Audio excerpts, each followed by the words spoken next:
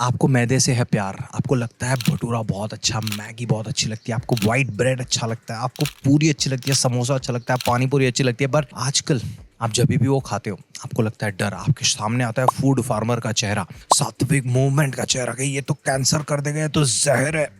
अगर ये सारी सिचुएशन है और आपको डरे बगैर मैदे को आपकी लाइफस्टाइल में इनकलकेट करना है तो ये वीडियो में बने रहो, बिकॉज आज से हम शुरू कर रहे हैं एक नया सीरीज जिसका नाम है ईट फूड नॉट फियर। ये वीडियो में हम डिकोड करेंगे कि मैदा क्यों आपके लिए बुरा है, मैदा कैसे आपके लिए अच्छा हो सकता है। पर वीडियो शुरू करें उससे पहले मेरा इंट्रोडक्शन। मेरा नाम है डॉक्टर उमेश वाधवानी। मैं एक डाइट कोच हूँ, इनफैक्ट मैं आपका लास्ट डाइट कोच हो सकता हूँ। मैं एक हेल्थ एजुकेटर हूँ, मैं कम्युनिटीज एंड कॉर्पोरेट्स में मास्टर क्लासेस करता हूँ। And third, I am also a stand up comic. Her profession का, हर एरिया का एजेंडा सेम है। मैं आप सब लोगों को सेल्फ डिपेंडेंट बनाना चाहता हूँ when it comes to eating healthy, वो भी फियर फ्री मैनर में। ये चैनल का भी यही एजेंडा है। तो वीडियो अच्छा लगे तो बाद में चैनल सब्सक्राइब करना। चलो बात करते हैं मैदे के बारे में। No logic was harmed in the making of this video. The creator is a qualified doctor and a nutritionist, but not a musician. Therefore, watching this video will not automatically burn the calories and help you lose weight. This video does not support the WhatsApp University curriculum and may cause severe side effects such as common sense and reduced anxiety. Any resemblance of the myths discussed here to your relatives' unsolicited advice is purely intentional. कोई भी कभी भी आपको कोई बोलता है कि मैदा toxin है, मैदा जहर है, कभी पूछा है क्यों? कभी तो लॉजिक अप्लाई करो यार। आप पढ़े लिखे इंसान हो, आस्क ना क्यों, कैसे। आपको कुछ भी रैंडम सी बातें बताएंगे। पहला आप बताते हैं कि मैदा आपके इंटेस्टाइन में जाके चिपक जाता है। कोई इंसान जो अनपढ़ गंवार हो ना, जिसने 9th क्लास का बायोलॉजी या 5th क्लास का साइंस नहीं पढ़ा हो, वही ऐसी बातें कर सकता है।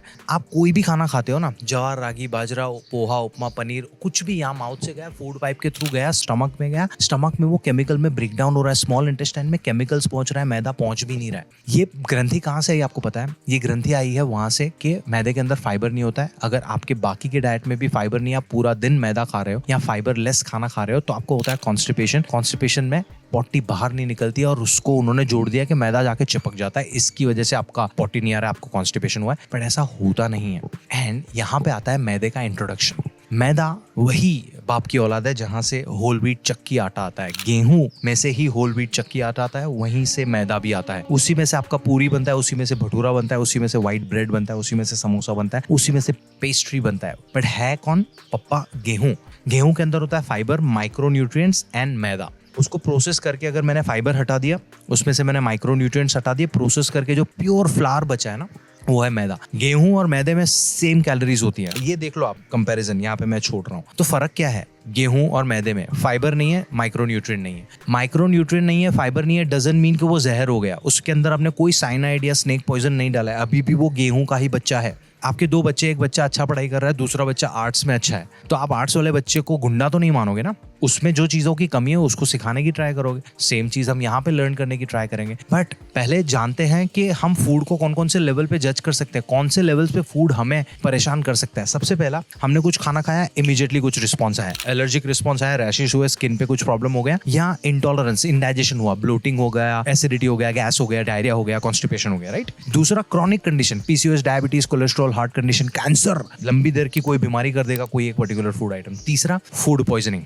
चौथा, हमें ऑलरेडी कोई बीमारी है उसको खराब कर देगा। यही 4-5 चीजें हैं ना, और कहाँ पे खाना हमें खराब करने वाला है? यही चीज है। मार तो नहीं रहा है कुछ भी, जहर पी रहे हो तो मरोगे, मैदा खाने से कोई मर नहीं रहा है, राइट। तो मैदे को जज करते हैं ना ये सारे पॉइंट्स पे जाके। सबसे पहला, हम सबको डर लगा रहता है वजन का, ओबेसिटी। आपका वजन जरूरत से ज्यादा कैलोरीज खाने से जाएगा। मैदा अगर जरूरत से ज्यादा कैलोरीज में फिट हो रहा है तो मैदा आपका वजन बढ़ा रहा है। बट मैदे को रिप्लेस करके ज्वार, रागी, बाजरा, घी, पोहा, साबूदाना, सब कुछ जरूरत से ज्यादा खाया, वो वजन बढ़ाएगा। तो मैदा अकेला तो नहीं कर रहा है, तो उसको हम दुश्मन नहीं मानेंगे। मैदे को जरूरत में खाओगे तो आपका वजन अटका रहेगा। देयर आर स्टडीज, जो लोगों ने 3-3 महीने तक रोज मैकडोनल्ड्स खाया बट जरूरत कैलोरी डेफिसिट में खाया, उनका वजन कम हुआ है। तो कैलोरी डेफिसिट का प्रिंसिपल मैदे या ज्वार, रागी, बाजरा में डिफरेंशिएट नहीं करता, आप करते हो। दूसरा, एक्यूट, मैदे से अगर आपको एलर्जी है तो वो एलर्जी आपको पीनट से भी हो सकती है, वो आपको बादाम से भी हो सकती है, अखरोट से भी हो सकती है। एलर्जी आपकी बॉडी का इम्यून रिस्पॉन्स है, मैदे का बुराई नहीं है। आपकी इम्यून सिस्टम खराब है, मैदा बुरा नहीं है वहाँ पे। अगर आप किसी को बादाम से एलर्जी है तो बादाम पूरी दुनिया के लिए खराब नहीं हो जाएगा, वो उस इंसान को एलर्जी है। सेम इंटॉलरेंस, हम सब लोग अलग अलग चीजों को पचा नहीं पाते हैं। जिनको ग्लूटेन इंटॉलरेंस है वो मैदा सही से पचा नहीं पाएंगे, जिनको सीलियाक डिजीज है वो मैदा सही से पचा नहीं पाएंगे, जिनको आईबीएस करके कंडीशन है वो सही से मैदा पचा नहीं पाएंगे। It doesn't mean maida is bad for the entire universe, कि वो जहर ही हो गया, उसकी बॉडी पचा नहीं पा रही है, दैट्स अबाउट इट। रही बात पीसीओएस, डायबिटीज, कोलेस्ट्रॉल की, ये सारी लाइफस्टाइल कंडीशन है। मुझे एक रिसर्च पेपर दिखा दो जहाँ पे लिखा हुआ है कि मैदे की वजह से इसको पीसीओएस हो गया, मैदे की वजह से इनको डायबिटीज हो गया। पॉसिबल ही नहीं है। मुझे एक रिसर्च पेपर दिखा दो जिसमें बताया कि मैदे की वजह से किसी को कैंसर हो गया। मैं आपको एक्सट्रीम सिनारियो बताऊंगा कि कौन से सीन में आपको कैंसर हो सकता है मैदे से, बताता हूँ, रुको। बट कोई भी एक चीज आपको क्रॉनिक कंडीशन या लाइफस्टाइल कंडीशन दे ही नहीं सकती, बिकॉज लाइफस्टाइल कंडीशन में लाइफस्टाइल है, लाइफस्टाइल में लाइफ है। आप पूरी जिंदगी जो आदतें हैं आपकी, नींद, सोना उठना, वर्कआउट नहीं करना, इम्बैलेंस खाना खाना, जरूरत से ज्यादा खाना खाना, स्ट्रेस को मैनेज नहीं करना, वहां से आते हैं ये सारी बीमारियां। एक फूड आइटम से नहीं आती है। फूड पॉइजनिंग हाइजीन की वजह से होता है। आपके किचन में आपने जहां से खाना खाया वहां पे हाइजीन सही नहीं था, वहां पे बैक्टीरियल ग्रोथ था, वो कंटामिनेशन हुआ, तो आपको फूड पॉइजनिंग हुआ। मैदा फूड पॉइजनिंग नहीं कर रहा है। मैदे में और होल व्हीट चक्की आटे में फर्क क्या है? फाइबर, माइक्रोन्यूट्रिएंट्स का। आपने मैदा लिया है, उसके साथ फाइबर और माइक्रोन्यूट्रिएंट अलग जगह से ले लो। आप पूरे दिन में बाकी के भी मील्स खा रहे हो, वहां पे अपना फाइबर और अदर माइक्रोन्यूट्रिएंट्स ले लो, तो मैदा दिक्कत नहीं करेगा। बट ये सारे रीजंस, ये पैरामीटर्स थे ना, अभी समझते हैं कि मैदा हमें क्यों बुरा माना गया है। मैदे को क्यों, what are the unhealthy parameters? सबसे पहला, फाइबर नहीं है, माइक्रोन्यूट्रिएंट्स नहीं है, ठीक है। It doesn't mean it's bad. 100 ग्राम में उतनी कैलोरीज मिल रही है जितनी गेहूं से मिल रही है, तो उसको सही से यूटिलाइज करो, सही मात्रा में खाओ, कोई प्रॉब्लम ही नहीं है। दूसरा, मैदा जो चीजों में डलता है वो मोस्टली तली हुई होती है, तो उसके अंदर ट्रांस फैट या फैट भी ज्यादा होता है, तो fat is causing you the trouble. That becomes hyper palatable as well, because there is this thing called bliss point.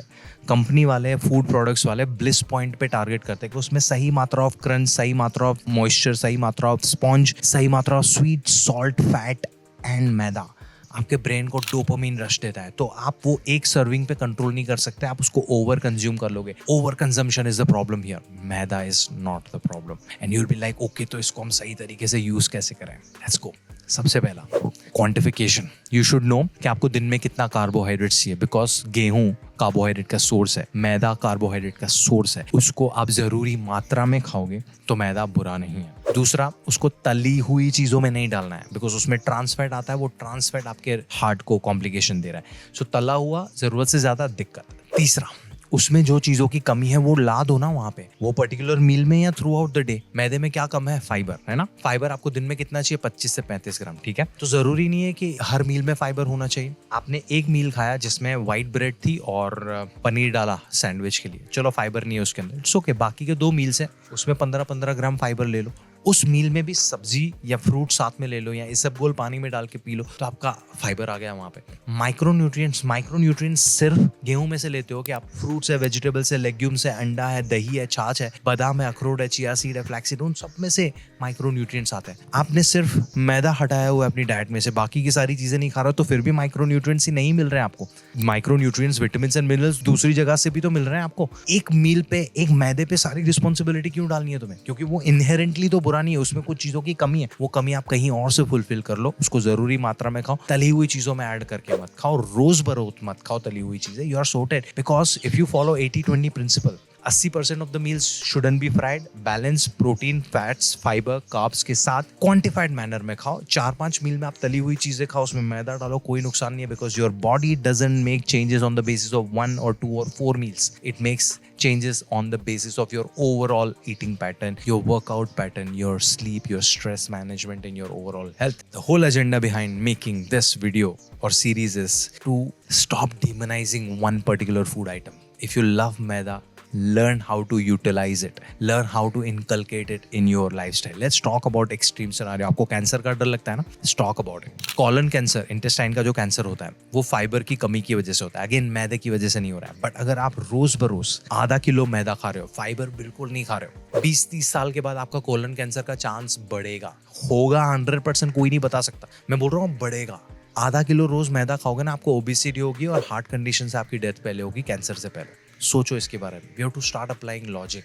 Internet पे डर बिकता है। अगर मैं आपको प्यार से समझाऊंगा ना, तो आप कोई चीज़ खरीदोगे नहीं। मैं अगर आपको डराऊंगा कि भाई ये लड़की के अंदर मंगल है, अगर इसकी शादी से पहले आपने ये पूजा नहीं करवाएगी तो पति की डेथ हो सकती है या माँ बाप की डेथ हो सकती है। You will spend 2 lakh rupees on that puja. You won't even question that. Fear.